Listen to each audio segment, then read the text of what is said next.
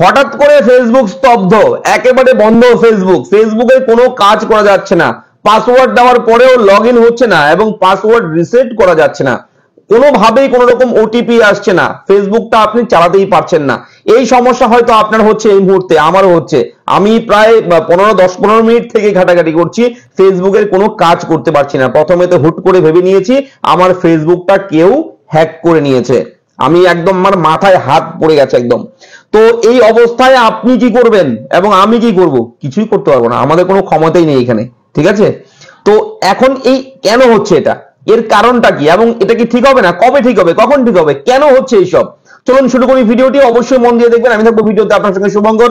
আপনি দেখছেন আপনাদের প্রিয় ইউটিউব চ্যানেল এরা ফ্রেন্ড। চ্যানেলটাকে সাবস্ক্রাইব করবেন। এই ধরনের জরুরি গুরুত্বপূর্ণ টপিক নিয়ে আলোচনা সংক্রান্ত বিভিন্ন ভিডিও আমরা গল্পের মাধ্যমে আপনাদের সঙ্গে শেয়ার করব এই চ্যানেলে, তাই চ্যানেলটাকে সাবস্ক্রাইব করতে একদম ভুলবেন না। ফেসবুকে হঠাৎই বিভ্রাট, আচমকাই ব্যবহারকারীদের অ্যাকাউন্ট নিজে থেকে লগ আউট হয়ে যাচ্ছে, আবার যে লগইন কোড আসছে তাও কাজ করছে না। ইতিমধ্যেই কলকাতা তথা রাজ্যের বহু ফেসবুক ব্যবহারকারী এই সমস্যার মুখোমুখি হয়েছেন। সন্ধ্যের পর এই সমস্যা আরো বেড়েছে। কতক্ষণ এই সমস্যা চলবে সেই সম্পর্কে কিছু জানাতে পারেনি মেটা কর্তৃপক্ষ।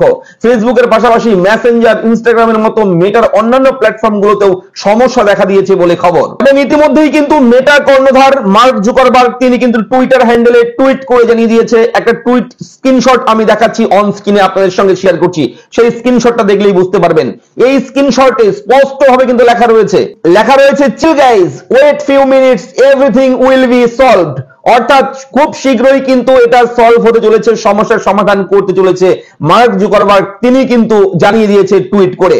এবং বিভিন্ন নিউজ চ্যানেলে এটা কিন্তু পাবলিশ হয়ে গেছে। আপনাকে জানিয়ে রাখি, আপনারা কেউ দুশ্চিন্তা করবেন না, যদিও আপনাকে বলছি দুশ্চিন্তা না করতে, তবে আমার নিজেরই চিন্তা হচ্ছে। যাই হোক, তবু বলবো আপনারা কেউ চিন্তা করবেন না, খুব তাড়াতাড়ি এটা সলভ হয়ে যাবে, প্রবলেম সলভ হয়ে যাবে, সমস্যার সমাধান হয়ে যাবে।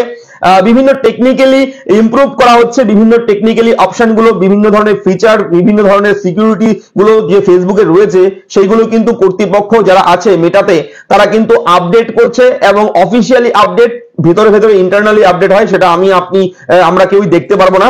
তো তার জন্য সার্ভার ডাউন করে সেই সমস্ত কাজ চলছে ইন্টারনালি। ফেসবুক, ইনস্টাগ্রাম, বিভিন্ন যে সোশ্যাল মিডিয়া রয়েছে মেটার আন্ডারে, সেগুলো কিন্তু আপডেট চলছে অনলাইনের মাধ্যমে, অটোমেটিকলি, ইন্টারনালি, অফিসিয়ালি।